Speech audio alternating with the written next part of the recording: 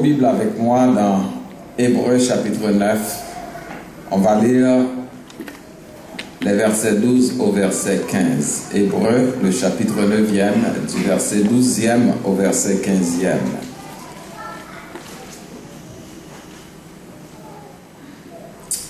Je fais la lecture pour vous.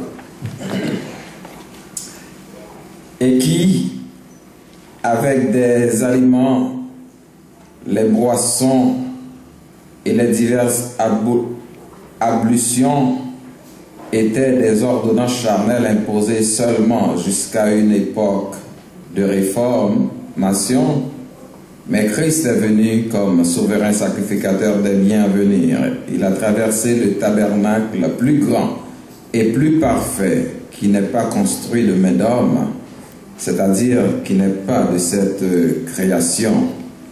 Et il est entré une fois pour toutes dans le lieu très saint, non avec le sang des boucs et des veaux, mais avec son propre sang, ayant obtenu une rédemption éternelle. Car si le sang des taureaux et des boucs et la cendre d'une vache répandue sur ceux qui sont souillés sanctifie et procure la pureté de la chair, combien plus le sang de Christ qui, par un esprit éternel, s'est offert lui-même sans tache à Dieu, ne purifiera-t-il votre conscience des œuvres mortes, afin que vous serviez le Dieu vivant?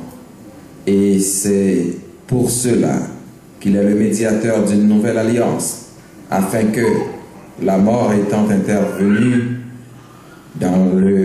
pour le rachat des transgressions commises sous la première alliance, ceux qui ont été appelés reçoivent l'héritage éternel qui leur a été promise. Parole du Seigneur. Amen. Il y a quelques années de cela, il y avait un grand rassemblement qui a eu lieu à Chicago. Un grand rassemblement des religions. Pratiquement toutes les grandes religions connues étaient représentées.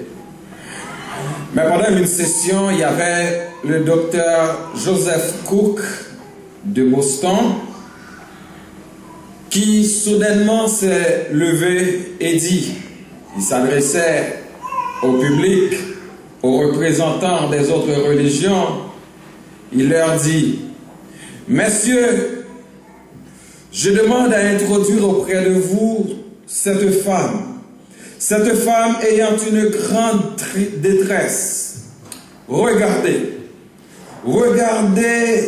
des taches de sang sont sur ses mains et rien de tout ce qu'elle a essayé ne peut les enlever. Le sang est le sang de meurtre. Dans sa détresse, elle a été conduite au désespoir. Alors je vous demande, messieurs, est-ce qu'il y a n'importe quoi dans votre religion qui enlèvera son péché et lui donnera la paix? Un silence profond était tombé sur le rassemblement et personne dans cette assemblée n'a répondu. Alors, levant les yeux vers le ciel, le docteur Cook s'écria: Jean, est-ce que tu peux dire à cette femme comment se débarrasser de son péché affreux? Le grand prédicateur fit une pause comme s'il attendait une réponse. Soudain, il s'écria encore une fois: Écoutez mes frères, ce que Jean a dit. Le sang de Jésus-Christ, son Fils, nous purifiera de tout péché. Remarquez, mes frères et sœurs, pas une personne n'a rompu le silence. Tous les représentants des religions orientales et des cultes occidentaux sont restés muets. Je vais vous dire ce matin, face aux besoins de l'humanité, seul l'évangile de Jésus-Christ, seul l'évangile de Jésus-Christ pouvait satisfaire ce besoin, le besoin de cette femme. Le péché de la race humaine a demandé le sang. Pas le sang d'un bouc, pas le sang d'un cabri, pas le sang d'un oiseau, pas le sang de pigeon, mais le sang du calvaire. C'est avec ce sang, que notre Seigneur a traversé le tabernacle le plus grand et plus parfait, qui n'est pas construit de main d'homme, c'est-à-dire qui n'est pas de cette création. Et il est entré une fois pour toutes dans le lieu très saint. Non avec le sang des boucs et des veaux, mais avec son propre sang, ayant obtenu une rédemption éternelle. Une fois pour toutes est donc le thème du message que nous allons vous communiquer ce matin. Une fois pour toutes, en ce jour marquant la victoire de notre Seigneur et Sauveur Jésus-Christ sur la mort. Une fois pour toutes. Oui, une fois pour toutes, il a laissé son trône. Une fois pour toutes, il est entré dans le sanctuaire. Une fois pour toutes, il est mort. Une fois pour toutes, il est ressuscité. Tels sont les points que nous utiliserons pour le développement de ce sermon. Que le Seigneur vous bénisse. Amen. Quand personne ne pouvait répondre à l'offre pour qu'une seule personne meure pour le péché de toute l'humanité, mais Dieu, lui, il a accepté. Il a accepté cette offre.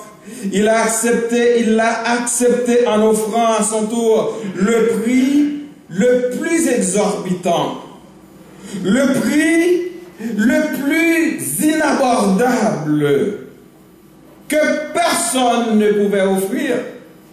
Car Dieu nous dit la parole, a tant aimé le monde qu'il a donné son Fils unique afin que quiconque croit en lui ne périsse point, mais qu'il ait la vie éternelle. Il a donné son Fils unique, son Fils en qui il met toute son affection. Il l'a donné. Le prophète Ésaïe nous dit, il s'est élevé devant lui comme une faible plante, comme un rejeton qui sort d'une terre desséchée. Il n'avait ni beauté ni éclat pour attirer nos regards, et son aspect n'avait rien pour nous plaire. Méprisé et abandonné des hommes, homme de douleur et habitué à la souffrance, semblable à celui dont on détourne le visage. Nous l'avons dédaigné, nous n'avons fait de lui aucun cas. Cependant, ce sont nos souffrances qu'il a portées, c'est de nos douleurs qu'il s'est chargé, et nous l'avons considéré comme puni. Puni de Dieu et frappé de Dieu et humilié même des hommes. Mais il était blessé pour nos péchés, brisé pour nos iniquités. Le châtiment qui nous donne la paix est tombé sur lui, et c'est par ses meurtrissures que vous et moi, nous sommes guéris. Disons ensemble, mes frères et sœurs, gloire à Dieu, nous sommes guéris. Gloire à Dieu, nous sommes guéris. Oui, nous sommes guéris. Amen. Nous sommes guéris parce qu'il avait accepté de prendre notre punition. Oui, nous sommes guéris. Nous sommes guéris parce qu'il avait accepté de prendre notre humiliation. Oui. Oui, nous sommes guéris parce qu'il avait été blessé pour nos péchés. Oui, nous sommes guéris. Nous sommes guéris parce qu'il avait été brisé pour nos iniquités. Mais la question, mes frères et sœurs, Qu'avait-il fait pour mériter une mort aussi cruelle? Qu'avait-il fait pour mériter une mort aussi cruelle? L'apôtre Paul nous dit dans 2 Corinthiens 5, 21, celui qui n'a point connu le péché, il l'a fait devenir péché pour nous, afin que nous devenions en lui justice de Dieu. Il n'avait jamais commis de péché, mais il a pris nos péchés. Il a pris nos péchés et il nous a délivrés. Amen. Il nous a délivrés en clouant à la croix l'acte dont les ordonnances nous condamnaient et qui subsistait contre nous. Il l'a éliminé en le clouant à la croix. Mes frères et sœurs, ce matin nous sommes ici pour célébrer la victoire de notre Seigneur sur la mort. Lui, par son sacrifice, a satisfait la justice de Dieu en prenant sur lui le péché de tous. Cependant, comme nous l'avions annoncé, il a consenti ce sacrifice une fois pour toutes. Une fois pour toutes, mes frères et sœurs, le Seigneur a laissé son trône. L'apôtre Paul nous dit dans Philippiens 2, les versets 4 à 8, « Ayez en vous les sentiments qui étaient en Jésus-Christ, lequel, existant en forme de Dieu, n'a point regardé comme une proie à arracher d'être égal avec Dieu, mais s'est dépouillé lui-même en prenant une forme de serviteur, en devenant semblable aux hommes et ayant paru comme un simple homme. Il s'est humilié lui-même, se rendant obéissant jusqu'à la mort, même jusqu'à la mort de la croix. » Un soi-disant pasteur, je dis un soi-disant, permettez-moi de dire un soi-disant pasteur, il m'a dit un jour, à moi, qui vous parle, Pasteur David, je ne me vois pas maintenant en tant que pasteur m'asseoir devant quelqu'un dans une assemblée pour me prêcher.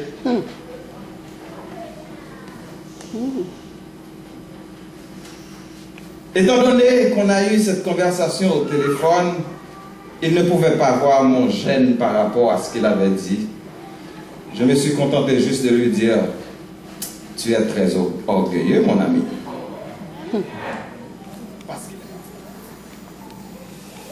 Je connais un autre pasteur qui se dit apôtre.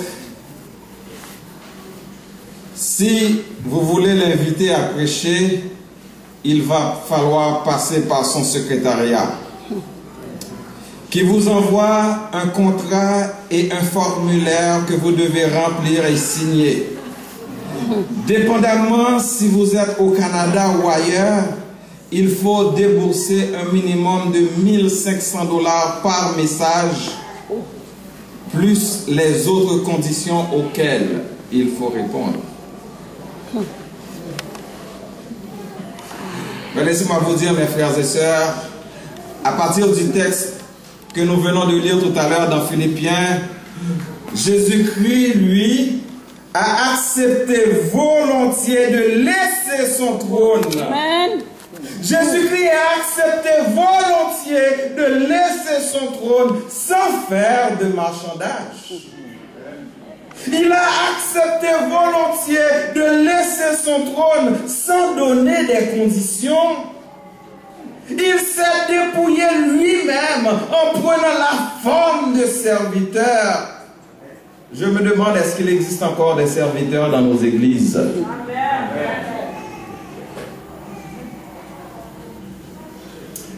Par cet acte volontaire, Christ a manifesté le sentiment, il a manifesté une volonté d'obéir, car le texte nous dit, se rendant obéissant. Nous avons dans nos églises ces jours-ci des chrétiens têtus, courants. Ils ne pas voulu obéir à rien. Mais Christ, lui, il nous a démontré c'est quoi l'obéissance. Il a obéi à son Père.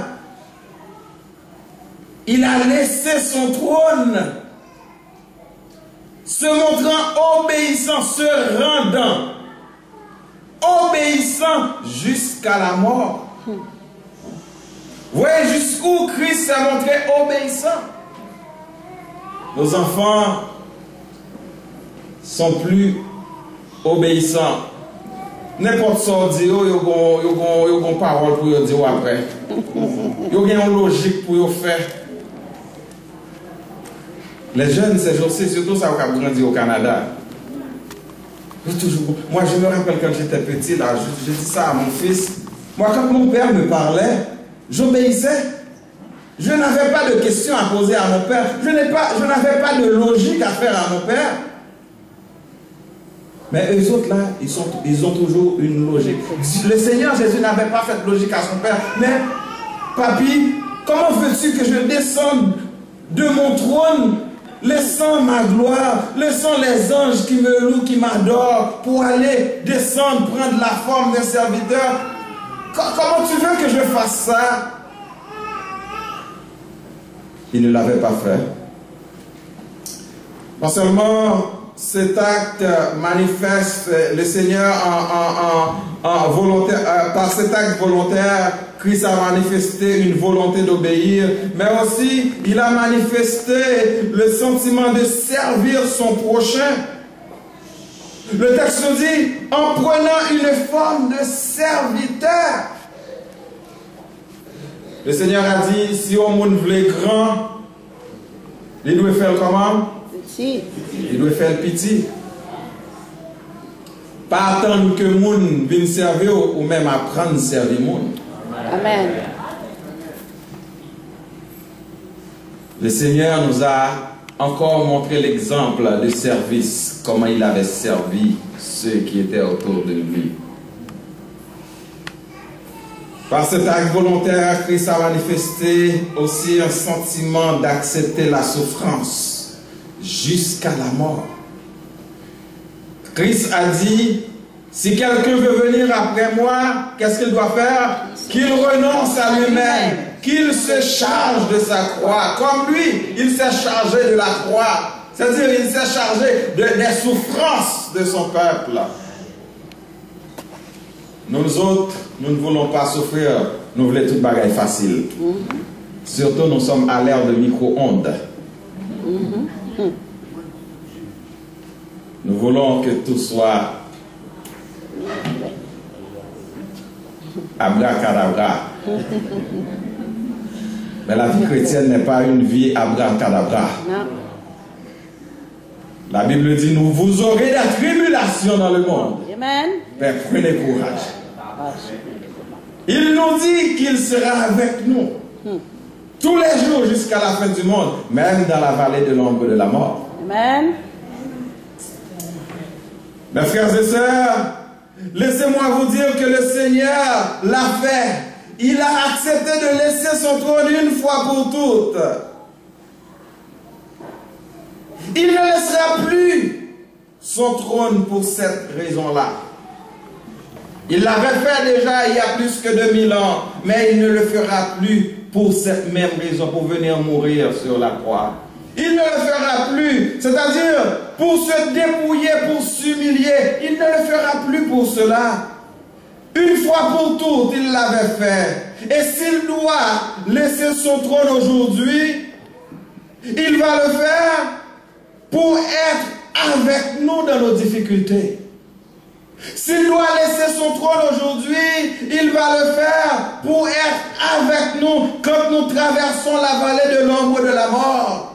S'il doit laisser son trône aujourd'hui, il va le faire pour être avec nous quand les flots de la mer mugissent, écument, se soulèvent jusqu'à faire trembler les montagnes. Là, il va se lever pour dire, arrêtez et sachez que je suis Dieu.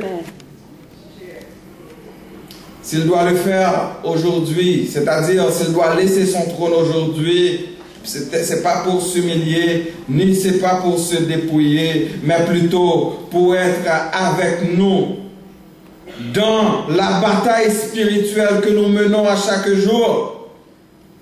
Cette bataille contre les dominations, contre les autorités, contre les princes de ce monde des ténèbres, contre les esprits méchants dans les lieux célestes. À part pour ces raisons-là, et peut-être d'autres dont nous n'avons pas fait mention, Christ ne laissera jamais son trône pour se dépouiller et s'humilier comme c'était le cas il y a plus que 2000 ans. Il l'avait fait une fois pour toutes. Non seulement il a laissé son trône, mais une fois pour toutes, il est entré dans le sanctuaire. Une fois pour toutes, Christ est entré dans le sanctuaire. Dans l'Ancien Testament, mes frères et sœurs, seul le souverain sacrificateur pouvait entrer dans le lieu très saint à chaque année pour faire l'expiation d'abord de ses propres péchés et ensuite ceux du peuple.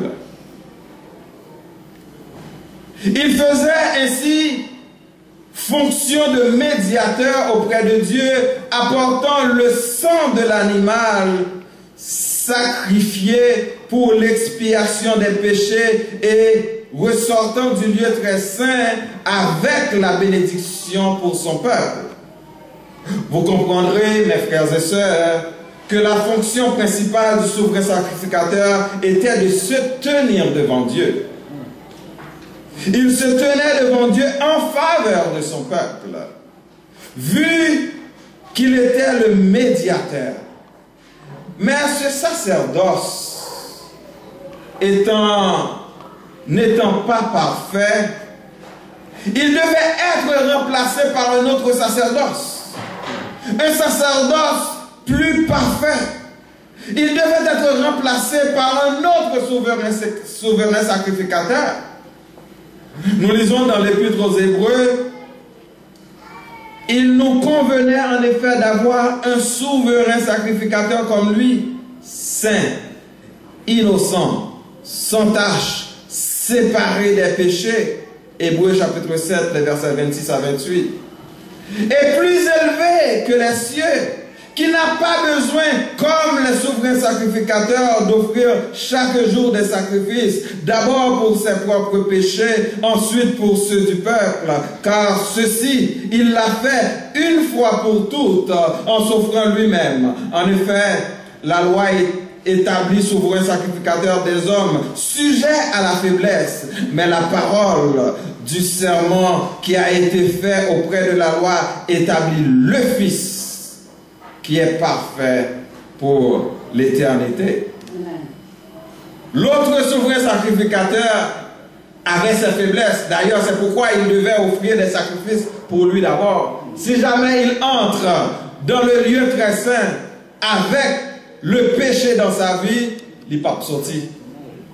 Il est tout mourir là même. C'est pour cela, il y a un code, il y a une cloche dans tout radli avec un code qui marre et l'autre qui dehors, si on pas tant de bruit pour y aller. Combien qui sortent mourir? Mais Christ, lui, il est entré une seule fois. Amen. Il est entré non seulement en tant que souverain sacrificateur, pas n'importe quel souverain sacrificateur, un souverain sacrificateur qui n'avait pas de faiblesse, qui n'avait pas de péché, qui était sans tache, mais il est entré aussi comme sacrifice. Amen.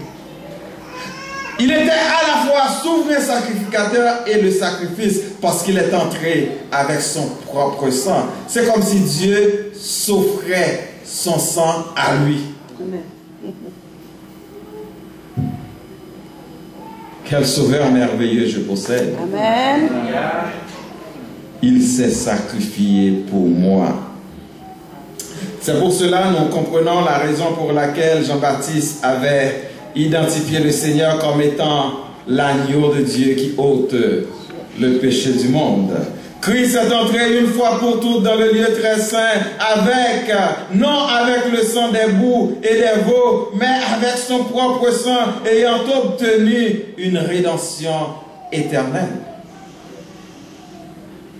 Une rédemption éternelle. Ceci dit, il était à la fois le souverain sacrificateur dont on avait besoin pour l'ultime sacrifice, mais aussi il était le sacrifice même. Ce sang est encore efficace aujourd'hui, mes frères et sœurs, pour nous pardonner de tout péché et pour nous purifier de toute iniquité. Ce sang, mes frères et sœurs, ne perdra jamais sa puissance.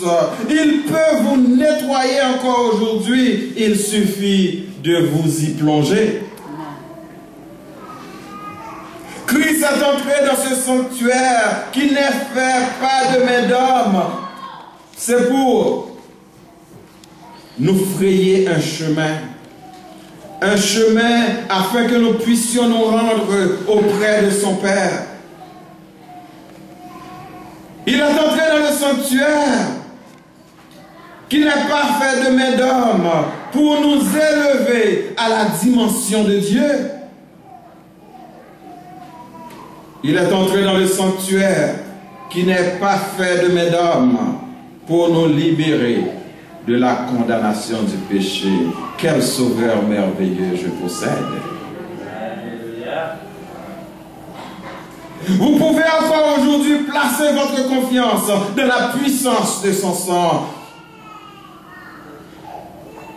Oui, vous pouvez placer encore votre puissance, votre faiblesse. Vous pouvez placer encore votre confiance dans la puissance du sang de Jésus-Christ. Une fois pour toutes, il est entré dans le sanctuaire. Non seulement une fois pour toutes, il a laissé son trône. Une fois pour toutes, il est entré dans le sanctuaire, mais une fois pour toutes, il est mort. Amen. Une fois pour toutes, il est mort. Je vous invite à revivre cette mort. Revivez un peu comment le Seigneur avait consenti cette mort cruelle et pensez à ce que le Seigneur avait fait pour vous. Tandis que vous allez regarder ce film, pensez à ce que vous devez faire en réponse à ce que Christ avait consenti pour nous sur la croix.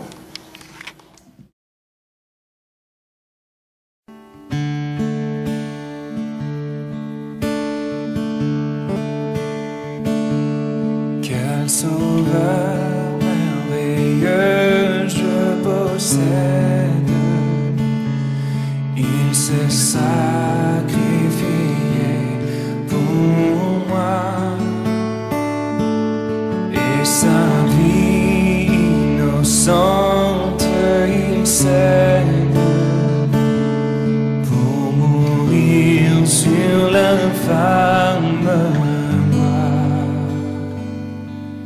Il renonce à la gloire céleste pour le plan rédempteur de Dieu. L'apparence est la plus modeste. Oh, quel prix pour me rendre heureux. Attaché à la croix pour moi. Attaché à la croix pour moi.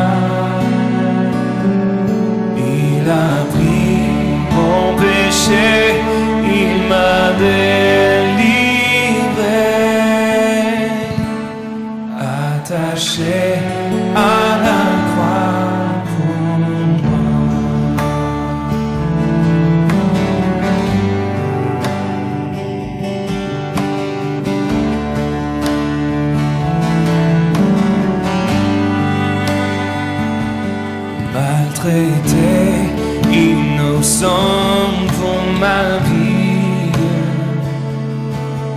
mes iniquités brisées et chargé de mes maladies.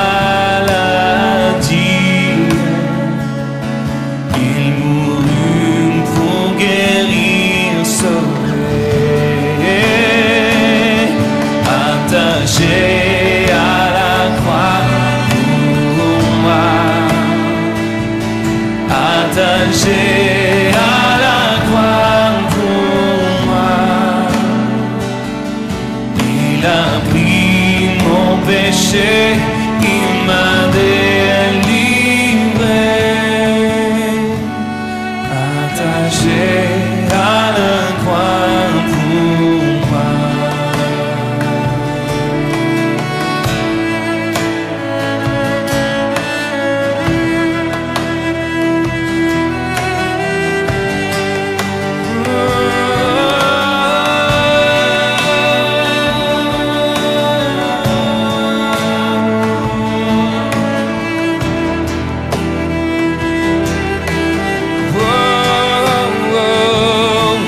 Attaché à la croix pour moi,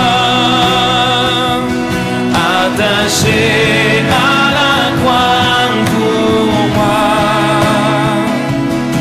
Il a pris mon péché, il m'a délivré, attaché à la croix pour moi. Il a pris mon péché, il m'a délivré, attaché à